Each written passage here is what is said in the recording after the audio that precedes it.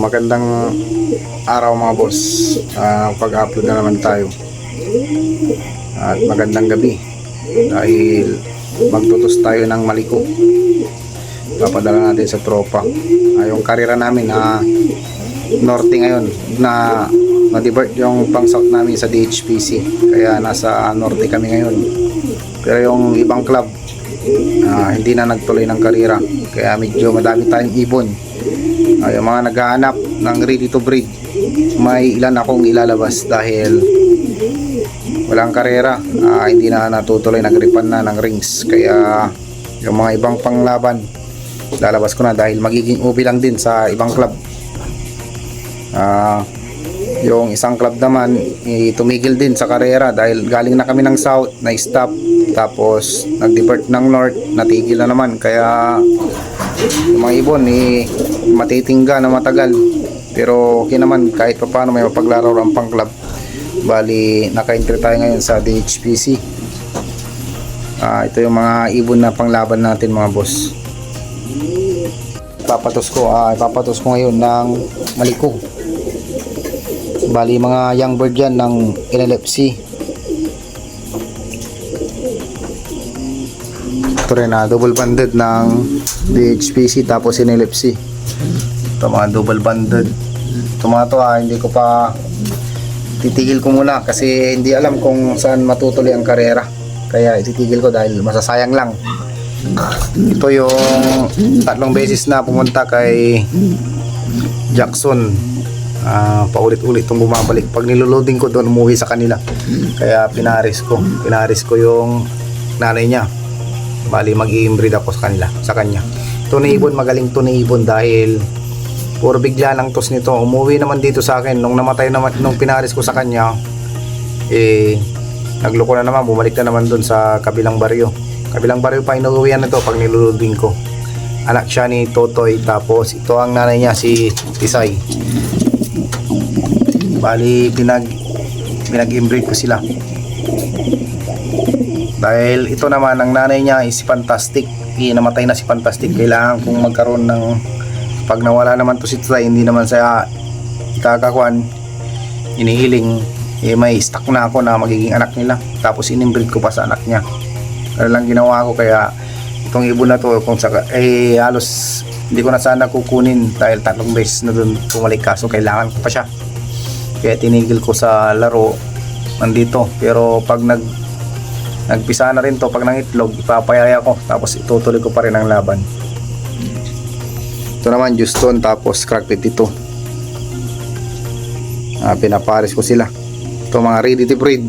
Yan yung mga stop race na ibon dahil hindi alam kung saan ang karera.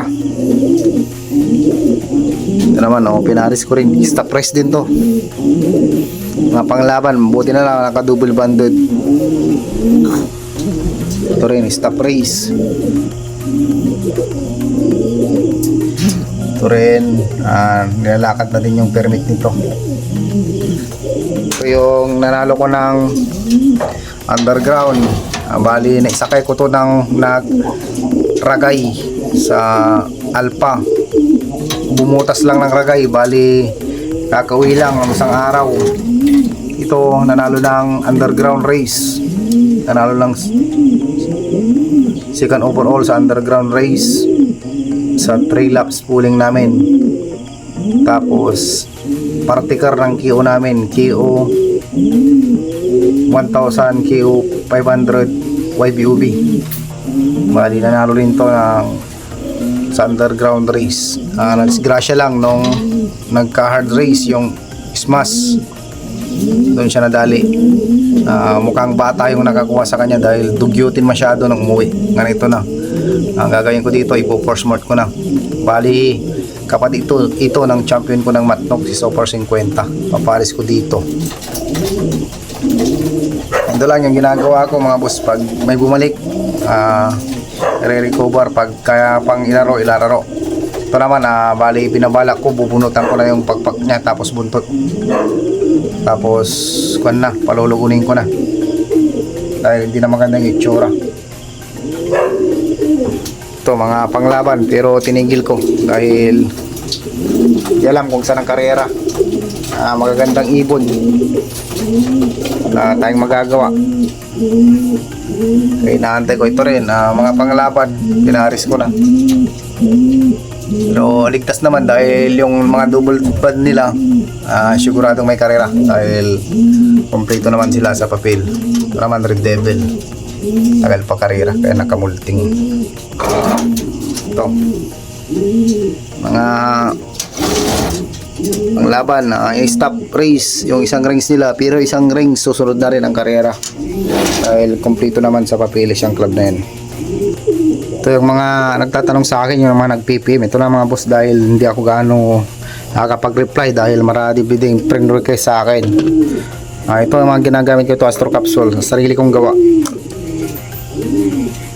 Astro Capsule yan mga boss. Tapos ito, pag medyo malayo-layo na, ito ginagamit ko Ideal. Ito pag malapit pa lang, ginagamit ko ito Victory. Pero pag malayo na, nagdadagdag na ako ng Ideal. Tapos ito, Champion Pills. Ganito lang, simple lang yung ginagamit ko mga boss. Halos hindi ako mahilig maggamot. Ito lang yung sarili kong gawa dahil kabisado ko. Tapos ito matagal ko nang gamit. Ito naman Super Beetle, pandagdag lang. Ito ginagamit ko sa training tapos karera. Ito lang, hindi ako mahilig sa sobrang maraming gamot dahil pag maraming gamot, kung din ibon, nasa ibon na yan, nasa training tapos lahi. Yung gamot panamporta lang mga boss. Ito rin yung ginagamit kong pang-flashing. Ito 4-in-1 dahil pag pinasukan tayo ng sakit para magagamot agad. More on imported ako pag pang flashing, pero pag breeder mas maganda kung nasa herbal. Sa akin herbal.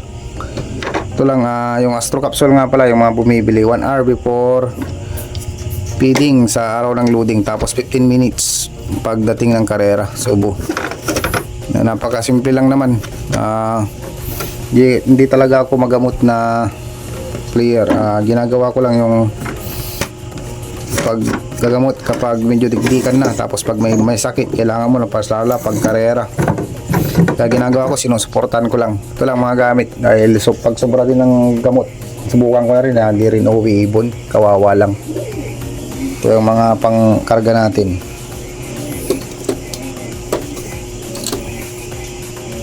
Ito mga bata, single toss. Si single toss to ng tropa na nagtutos. Ito din yung mga young bird to, hindi pa naturuan dahilan ng kwan. Yung mga iba dito wala nang karera, kaya ito hindi ko naman pwedeng maglaro ng old bird kasi may mga pang old bird din ako. Ito mga young bird, pero yung mga iba dito wala ang karera. Kaya yung mga nagpipib sa akin, pwede kayo mag-loop visit mga boss, dahil itong mga ibon ito panglaban ko talaga. Kaso ang mga club na paglararuan wala, alanganin. So din yung north. Ito yung mga panggamit ko ng north, ito mga bata pa. Ito bali ang kapatid nito nasa Nueva Ecija. Nabili na yung kapatid nito. Ito Red Devil hen, hindi ko na rin ilaro dahil wala na nag-refund na yung club na nilararuan ko. Ito Black Devil, ito rin ang panglaban. Ito naka-entry to sa DHPC, kaya tuloy na tuloy ito dahil may permit yung DHPC. Ito naman si Guhan, sinusubukan ko ulit na ilipad ng norte, baka sakaling kaya pa. Ito natingga siya ng halos 6 months or 7 months o mag-iisang taon na hindi siya nakagala. Ang huling lipad nito lap champion siya, tapos third overall siya. Yan yung pinaka huling achievement niya, lap champion ng final lap. Tapos lipad ulit, baka sakali pa na kaya pa may pagsabayan sa mga bata. Ito parang bata dahil bagong kwan yan, bagong pakpak, bagong buntot. Pero yung pang siyam tapos pang 10 pakpak niya hindi pa umabot. Bali ang lilit pa ng pakpak nito tapos buntot. Pero kailangan ko na siyang i-road training na. Ito, susubukan na. Baka sakaling makatama pa. Siguhan 2019. Born 2018. Bali, matanda na to pero hindi halata dahil hindi siya nalalaspag, hindi siya gaano nagsusubo. Isang beses lang, isang taon siya magsusubo. Puro pasiter. Kaya sana makalipad pa ng maganda. Ito lang kulungan ko. Simple lang. Hindi ako yung player na mahilig maglinis ng kulungan. Mahinsya na kayo mga boss dahil sinasanay ko, ibon ko talaga sa ganito. Isang beses lang ako maglinis sa isang linggo. Pero pag karera, nililisan ko din talaga. Pero pag training lang, halos sinayaan ko ibon para masanay. Nandun lang mga boss. Ito yung mga panglaban ng GPC. Tinabi ko to pang breeder.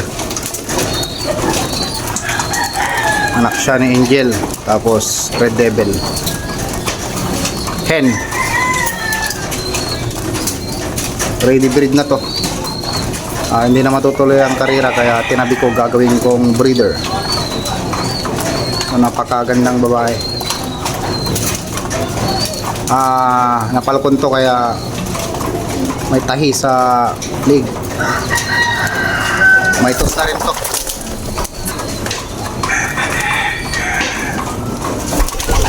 Ito, mga panglaban to mga to.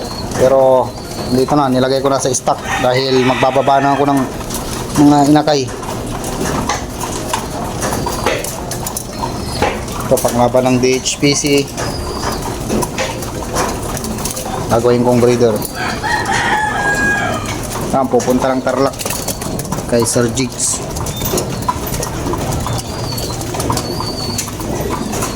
Ito yung mga breeder natin na nakasalang lahat, yung mga producer tapos champion natin. Sinalang ko dahil maraming rings kayo na release sabay-sabay pa. Ito naman si Angel, nakakross sa champion din, si Paul George. Tapos ito Black Devil, tapos si Ben, producer, tapos producer ex-producer, tapos winner din yan yung Black Devil na yan. Yan yung nanay ng third overall ko. Malapit na pumisa. Ito rin, nag-crack na itlog ni Angel. Ito, healthy.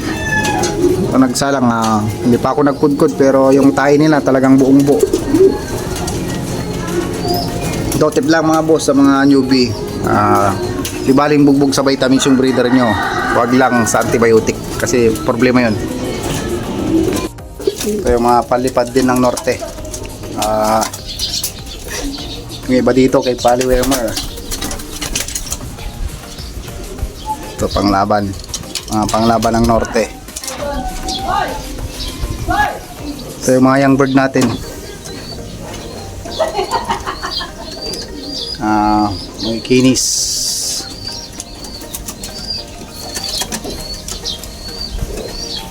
Ito, napaka ganda ng tindig.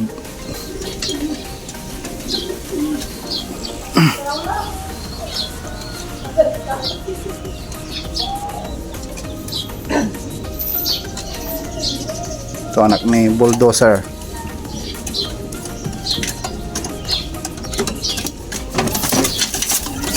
Viewing.